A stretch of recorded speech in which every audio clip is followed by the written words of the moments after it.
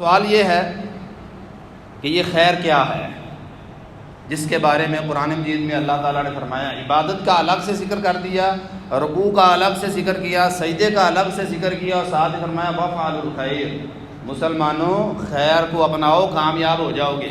یہ خیر کیا ہے، کس چیز کا نام ہے خیر؟ تو محترم بزرگوں اور بھائیوں، سادے لفظوں میں خیر کے لیے قرآن مجید میں بے شمار الفاظ استعمال ہوئے ہیں۔ حدیث رسول کے اندر بھی بہت ساری جگہ پر مختلف چیزوں کو اللہ رب العزت نے خیر قرار دیا ہے۔ تو حقیقت بات یہ ہے کہ خیر کو اگر ہم بالکل ہی دو لفظوں میں سمجھنا چاہتے ہیں تو ہر وہ کام جس کو ہمارا رب چاہتا ہے اور ہمارے رب نے حکم دے دیا ہے، اسی طریقے سے جس طریقے سے ہمارا رب چاہتا ہے اس کو بالکل اسی طریقے سے اسی انداز سے بجا لانا، یہ خیر ہے۔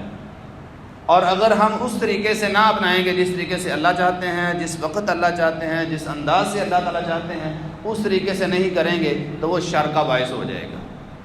یہ بات اچھی طرح سمجھ لیں، اللہ مالک الملک نے ہر وہ کام جس کا کرنے کا ہمیں حکم دے دیا ہے، جس کو ہمیں اپنانا چاہیے، وہ خیر ہی خیر ہے، خیر ہی خیر ہے، اور اللہ رب العزت خیر ہی خیر کرتے ہیں۔ بندے خیر نہیں کرتے، بندے خیر کو اپنانے کے لیے تیار نہیں ہوتے۔ یقین جانیے وہ کام جو شریعت کے اندر ثابت شدہ ہے ان کو بندہ اپنا لائے، لیکن اس طریقے سے اپنا نہ لائے جس طریقے سے اللہ چاہتے ہیں، جس انداز سے جتنا اللہ چاہتے ہیں اتنا نہ اپنایا جائے گا تو پھر وہ کبھی خیر کا باعث نہیں ہو سکتا۔ یہ ظہر کی نماز ہم پڑھتے ہیں، فرض 4 رکھتے ہیں، اللہ نے 4 کہا، 4 ہی پڑھیں گے۔ اب ایک بندہ خوشی خوشی کہتا ہے اللہ کی عبادت ہی ہے 5 کر لیتا ہوں، خوشی خوشی کرتا ہے، اللہ کے سامنے 2 سجدے زیادہ کرے گا، 1 رکوع زیادہ کرے گا، خوشی خوشی، یہ خیر نہیں ہوگی، یہ شر بن جائے گی۔ ہے نماز، اللہ کے سامنے سجدے کر رہا ہے، اللہ کے سامنے رکوع کر رہا ہے، لیکن یہ شر بن جائے گا۔ کیوں؟ اللہ رب العزت نے 5 کا حکم نہیں دیا، اللہ نے 4 کا حکم دیا۔ تو اللہ مالک الملک جس طرح چاہتے ہیں، جتنا چاہتے ہیں اسی طریقے سے کریں گے۔ اسی طرح ایک بندہ 10 بجے ظہر کی نماز پڑھ لے، کہ جی ظہر کی نماز ہی پڑھنی ہے نا، بندہ 1 بجے ضرور پڑھے، 10 بجے پڑھ لیتا ہوں، ٹائم کے ساتھ ہی فارغ ہو جاتا ہوں، تو یہ شر بن جائے گی۔ ہے نماز ہی، لیکن ہمارے رب نے 10 بجے اس کو ادا کرنے کا حکم نہیں دیا۔ ہمارے رب نے کہا جب زوال ہو جائے، 1 بجے کا ٹائم ہو جائے، تو اس وقت ظہر کی نماز ادا کرنی ہے، اور کرنی بھی 4 رکھنی ہے۔ محترم بزرگوں اور بھائیوں، اسی طریقے سے شریعت کے دیگر جو احکامات ہیں، تمام احکامات کے اندر ہم سب نے ہمیشہ یہ غور و فکر کرنا ہے کہ ہمارے رب نے اس کے اوپر ہمیں حکم کیا دیا ہے، کتنا دیا ہے، ہم نے اب اس کو کس انداز سے اپنانا ہے۔ اگر ہم اسی طریقے سے اپنا لیں گے تو ہمارے لیے وہ سراسر خیر ہی خیر ہے، لیکن اگر اس طریقے سے ہم نہیں اپنائیں گے تو وہ سراسر شر ہی شر بنتی چلی جائے گی۔ مجھے وہ ایک اور حدیث یاد آ گئی، اس سے مزید اس بات کی وضاحت ہو جائے گی۔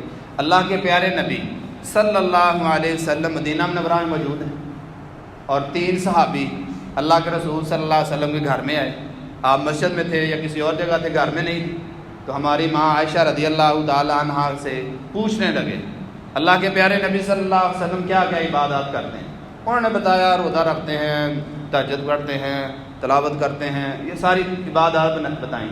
تو وہ سمجھ لگے کہاں اللہ کے رسول اور کہاں ہم جیسے گناہ گار۔ یہ آج بھی بہت سارے لوگ یہی کہتے ہیں نا، یہ کہاں اللہ کا رسول، کہاں صحابہ اور کہاں ہم۔ تو وہ بھی کہنے لگے کہاں اللہ کے رسول اور کہاں ہم۔ کہنے لگے، ایک بندہ ان میں سے یہ عہد کرنے لگا ہماری ماں کے سامنے کہ میں ساری رات ہی قیام کروں۔ اب ساری رات تہجد پڑھنا یہ چھوٹا کام ہے، بڑی ہمت کا کام ہے، کوئی بندہ نہیں کر سکتا یہ، لیکن اس نے کہا جی میں ساری رات عبادت کرتا رہوں گا۔ ایک دوسرا کہنے لگا میں ساری زندگی روزے رکھتا رہوں گا۔ اب روزہ رکھنا کوئی چھوٹا عمل ہے۔ تیسرا کہنے لگا یہ بال بچوں کے چکر میں نہیں پڑھنا، میں نے شادی شدی نہیں کرنی، کمارا ہی رہوں گا۔ اسی طرح بندہ عبادات کرتا رہتا ہے، بال بچوں میں پڑھ کر کہیں پیسے کمانے کا چکر اور کہیں روزی روٹی کا چکر، تو کئی معاملات ہوتے ہیں، لہذا یہ کام ہی نہیں کرنا۔ یہ بات کر کے وہ اپنے گھروں میں چلے گئے۔ اللہ کے پیارے نبی صلی اللہ علیہ وسلم گھر میں تشریف لائے ہیں۔ یقین جانیے اگر دیانتداری کے ساتھ ہم اگر سوچیں تو ہمارے نزدیک تو یہ تینوں کام ہی خیر ہی ہیں۔ ایک بندہ ساری رات اللہ کے سامنے کھڑا ہو جائے، یہ چھوٹی بات ہے، خیر ہی خیر ہے۔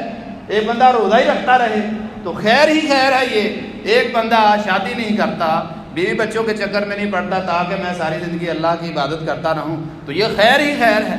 لیکن اللہ کے پیارے نبی صلی اللہ علیہ وسلم کو جس کو بتایا گیا کہ یہ آپ کے 3 ساتھی وہ اس طرح کی خیر کو سمیٹنا چاہتے ہیں، آپ صلی اللہ علیہ وسلم ان کے پیچھے گئے یا ان کو بلایا، اور آپ صلی اللہ علیہ وسلم نے پوچھا کہ تم تینوں نے یہ خیر کرنے کا ارادہ کر لیا ہے؟ وہ کہنے لگے جی بالکل ہم نے تو یہ ارادہ کیا ہے۔ آپ صلی اللہ علیہ وسلم نے فرمایا یہ خیر نہیں۔ سوچئے ذرا، سائر رات تہجد پڑھنا خیر نہیں ہے؟ خیر، لیکن یہ خیر اس وقت تک ہے جب تک اللہ رب العزت کے حکم کے مطابق رہے گی، رسول اللہ صلی اللہ علیہ وسلم کے فرامین کے مطابق رہے گی۔ آپ صلی اللہ علیہ وسلم نے وضاحت کی، آپ نے فرمایا میرے ساتھیوں میں روزے رکھتا بھی ہوں، میں چھوڑتا بھی ہوں، یہ ہے میرا طریقہ، اللہ رب العزت یہ طریقہ مقرر کیا ہے۔ یہ کیا ہوا میں نے ساری زندگی روزے رکھنے ہیں؟ اسی طریقے سے میں رات کو تہجد بھی پڑھتا ہوں، میں سوتا بھی ہوں، میں کھاتا پیتا بھی ہوں، میرا سلسلہ اسی طرح چلتا ہے۔ تم کون ہوتے ہو جو اتنی زیادہ خیر اپنانے کا ارادہ کر رہے ہو؟ اور میں نے بھی شادیاں کی ہیں، میری بیویاں بھی ہیں، میں بیویوں کے حقوق بھی پورے کرتا ہوں، سارے معاملات ہیں، اور تم نے کیسے یہ ارادہ کر لیا کہ ہم ساری زندگی اسی طرح رہیں؟ تو اللہ کے پیارے نبی صلی اللہ علیہ وسلم نے بالکل واضح انداز میں یہ وضاحت کر دی کہ ایک بندہ اپنی مرضی کے مطابق نیکی کو اپنائے، حالانکہ وہ نیکی جو شریعت کے اندر ثابت ہے۔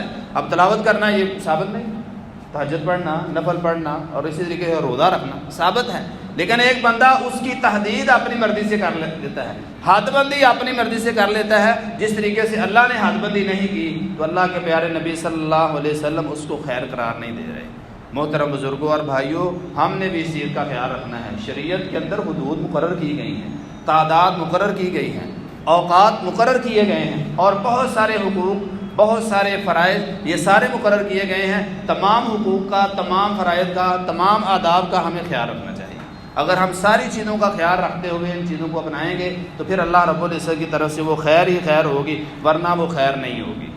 خزاں کی رت میں گلاب لہجہ بنا کے رکھنا کمال یہ ہے، ہوا کی ضد پہ دیا جلانا جلا کے رکھنا کمال یہ ہے۔